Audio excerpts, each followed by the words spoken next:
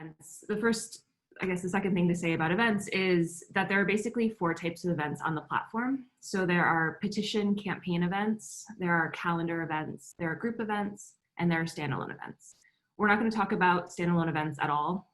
When you're creating an event in the platform, all of the same moderation rules apply, all the same event host tools are there.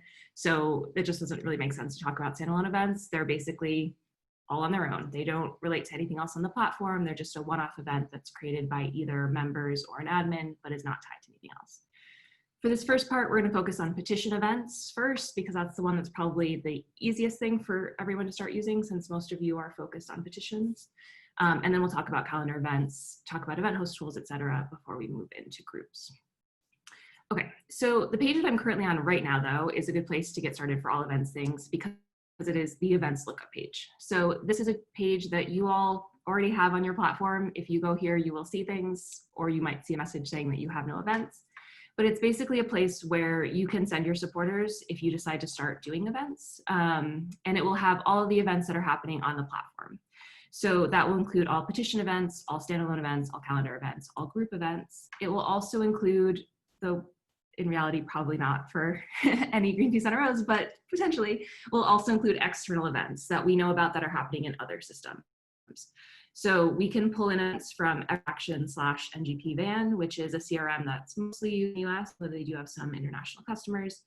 We can also pull in events from Mobilize America, which, as the name implies, is focused on US organizing. But basically, we're planning on expanding this, which is why I thought I would mention it. So it's something where there may be other systems that we make available here, so that these events that are on other systems show up in this list. They look like a native event, so there's not something that makes them look different, but then they just send people off to wherever this event actually lives to take additional action.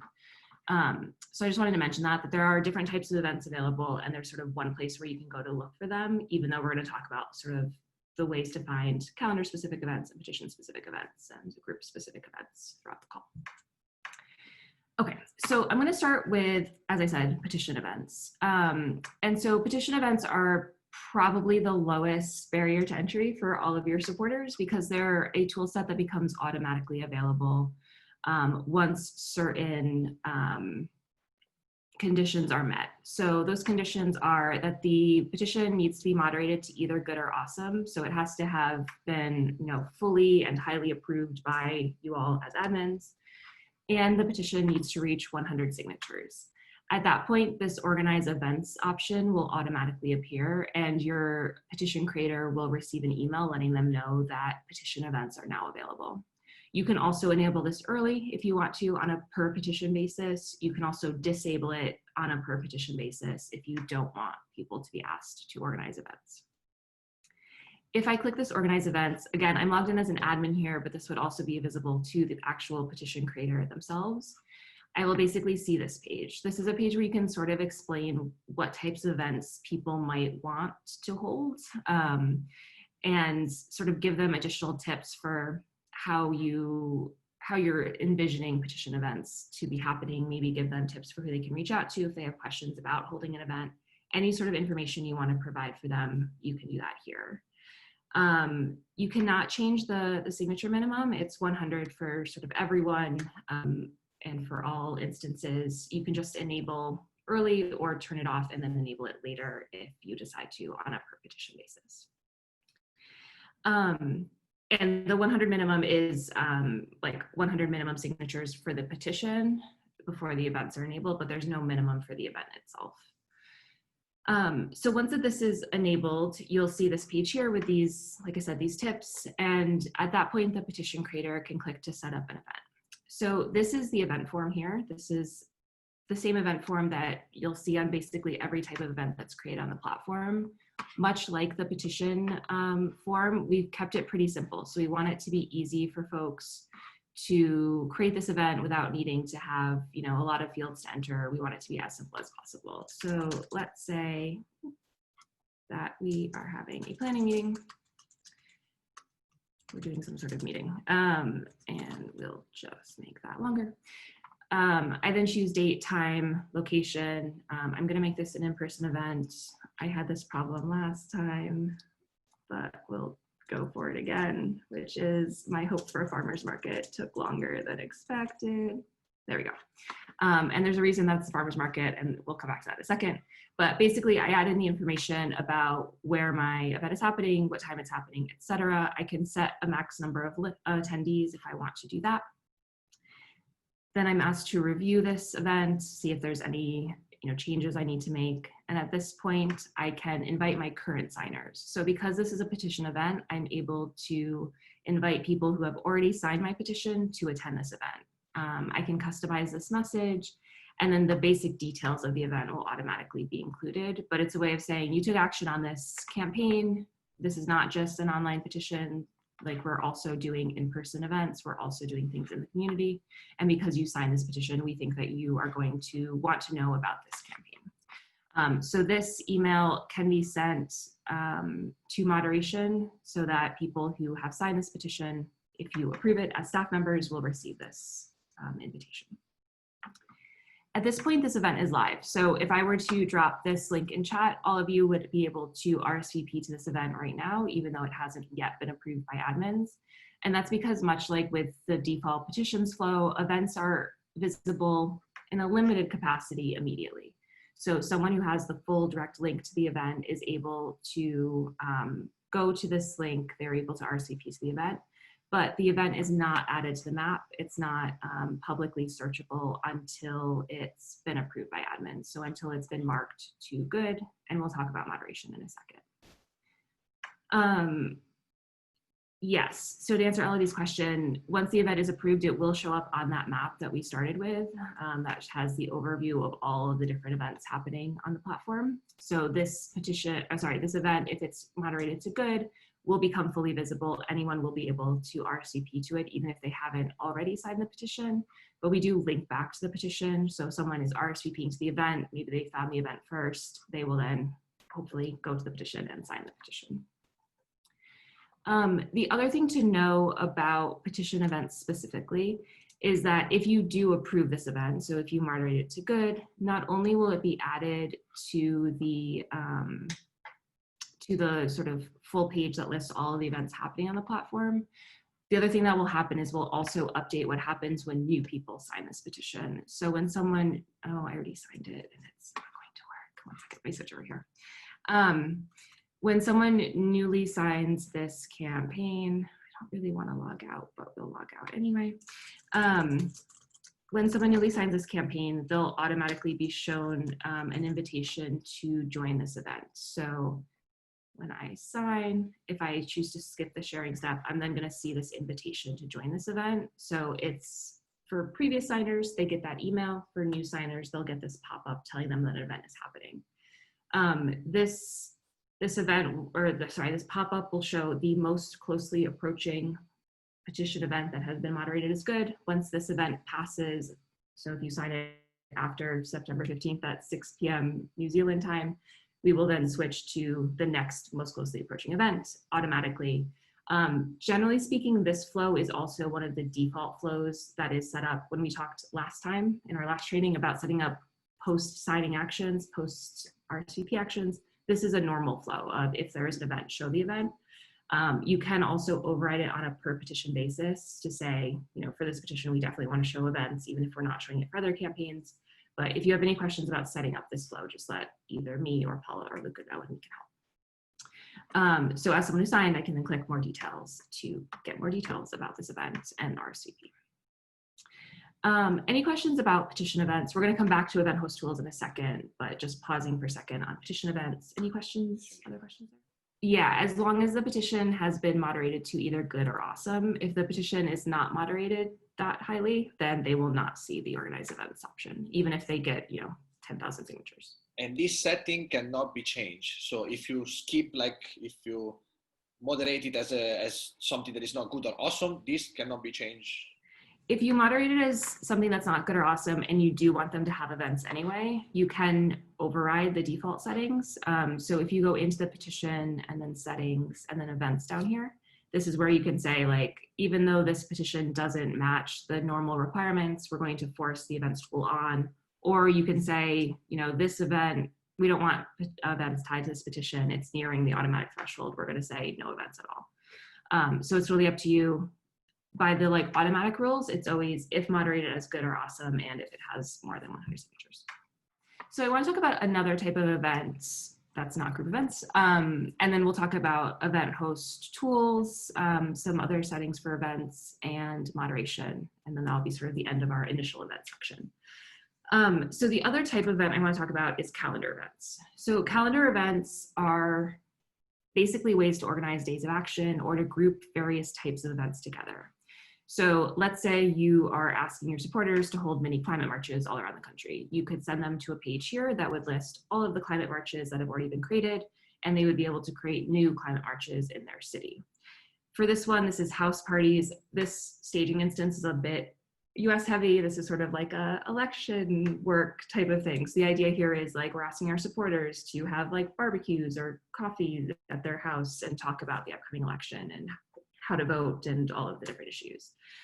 Again, this is just a way of sort of grouping things together. It can be sort of a very traditional day of action where all of these events are happening on the same day at the same time all around the country, or it can be something more like this calendar where like you can have this house party pretty much any time between now and whenever the election is happening. This one is having events happening in 2022, so not our current election, but 2024, I guess. So it can be sort of grouped in whatever way makes sense. The important thing to know about calendars are that you get a few special features that I'm going to show you, but also that you get this lookup page that only has the events that are part of this calendar. So instead of sending people to the all events page where they're seeing a mix of these calendar events, petition events, group events, standalone events, this lookup page only has calendar events. So it's a way of saying, we want you to join this type of event, and here's the list of all of those events happening that we know about. So on this page, as with other event lookup pages, if I enter my location, it'll show me the closest events to me. I can then choose to RSVP to one of these events if one of them looks like one that I want to join. If I search for a location where there's not an event, I will get this prompt saying that there are no events nearby and that I should create one now. So this is sort of the first thing that's to know about sort of the host recruitment process, is that this is part of it, is like if there's not an event happening near you, we're going to ask people to create their own event. You can technically turn that off if you don't want people setting up their own events, but that's very, very uncommon, and I would encourage you to usually be asking people to host events as well. Heidi yesterday also said this, and so I'm going to say it because I think it was useful, which is that if you feel comfortable with efforts, calendars are basically efforts, but for events. So the same sort of model of we're going to take a national issue, break it down to a bunch of local things. We're going to ask members to lead those local things. In this case, it happens to be events. For efforts, it's petitions. Okay, so let's say that I have searched for my location. There are no events near me, and I want to host my own. I can click this button. At this point, I can be shown organizer instructions. These organizer instructions are specific to calendars. They're a feature that's only available for calendars. And you can customize these on a per calendar basis. So if you're doing a climate march type event, you might have a different set of instructions for potential hosts than you would have if you're having them have house parties. So you can customize these instructions to be really specific to the type of event that you're asking your supporters to create. Not only can it have sort of tips for what you're expecting them to do, you can also lay out sort of what the day will look like to make it a little bit less scary to say, I want to host one of these. I think if you've sort of explained how the day is going to go, people aren't left to wonder what's going to happen and be nervous about it. You could also potentially include contact information for whomever on the team is the point of contact for these events. That way, if a host runs into issues, they can contact whoever on the team they should be contacting. So these organizer instructions, if they all sound good to me, I can then continue. And this comes to another thing that's special about calendars, is that you can provide default text for your events. So you can provide any or all of a default title, description, start date, and time. You don't have to provide any defaults if you don't want to. It's totally up to you when you're setting up the calendar. But what's useful is that it makes it way easier for me to create a new event in my area if I don't have to like worry if my description is going to be, witty enough that people want to join me. It's pre-written for me. I can just use the description and add in the specific details about my event. I was going to set this up to be in person, but I'm actually going to talk about virtual events instead. So the previous event we created, there was the location search where I enter some amount of information and I get some Google Maps hits that are happening nearby. Especially in times of COVID, it's also possible to do virtual events. For a virtual event, we'll just ask for the time zone that the event is happening in. And then there's this audience section here, which basically allows people to say, this is an event that would have been virtual at any time because it's a national briefing call. We want anyone everywhere to be able to join it. That's why we're holding it online. Or to say, in the before times, we would have been in our cafe, but we're not allowed to go to cafes together, so we're having this virtually. And so it's a way of basically saying, like, if you're not in DC, you're not going to care about what we're talking about. This is really only interesting to DC folks, and that will be used when we're showing people results for what events are happening near them. If I create a DC-based virtual event and you search for Washington, DC in an event lookup page, this event will be included, versus if you search for Milan, we won't include this event because we know that you in Milan are not going to care about what's happening in this really localized virtual call. So that's just something to know, is that this audience section is available for virtual events. So again, and we sort of looked at this already, I can review the event that I just created. I can then click to publish. And this event is now live. Again, it is awaiting moderation, so it won't show up on the calendar lookup page that we were just on until it's been moderated to good. But I can start sharing this with friends and family. I can start asking them to RSVP because the event is technically live at this point, and has been added to the moderation queue pending approval by admins. Okay, so I'm going to talk really quickly about moderation, and then we're going to go back to host tools and go through some of those. So when events are created, they will end up in the moderation queue, the same moderation queue that you are probably currently going to deal with petitions and blast emails. They will show up here too. Because this question came up last night, I'm going to mention it, that if you're like, I never know when things are in the moderation queue, we have notifications. If you go to your account page and go to the notifications tab, you can sign up to be notified when an event is created or when a petition is created and needs moderation, or any of these other things that you might want to be notified about. And then also in a preview for our call in 2 weeks, we have a Slack integration that you can also have those notifications sent to Slack if you're using Slack. More details will be happening when we talk about integrations and data at this time in 2 weeks. It's my plug. So once the event ends up in the moderation queue, you can click to moderate it. We'll show you all of the information we have about this particular event. And you can, at that point, choose a moderation status. There are fewer statuses than there are for petitions, but the general rules of petition moderation apply. So if you want it to be fully visible on maps, on lookup pages, choose the good status. Approved means that it continues to be visible on the site with the direct link, but it's not in maps or lookup pages. And inappropriate means that it's not visible on the site, and then an email will be sent letting the event host know that their event was found to be inappropriate.